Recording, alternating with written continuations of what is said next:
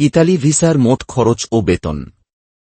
Visa প্রক্রিয়ার জন্য বিভিন্ন ধরনের খরচ রয়েছে যা আবেদনকারীদের বহন করতে হয়। এই খরচগুলোর মধ্যে রয়েছে ভিসা ফি প্রায় 100 ইউরো। বিমান ভাড়া গন্তব্য ও সময় অনুযায়ী পরিবর্তিত হয়।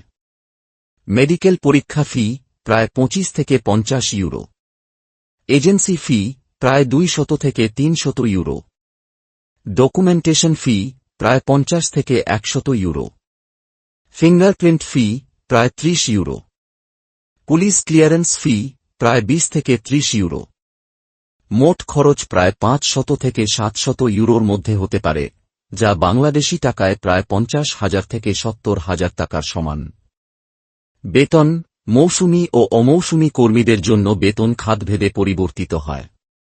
সাধারণত মাসিক বেতন প্রায় 1000 থেকে 1200 ইউরোর মধ্যে থাকে, যা বাংলাদেশী টাকায় প্রায় 1 লক্ষ থেকে 1,20,000 টাকার সমান।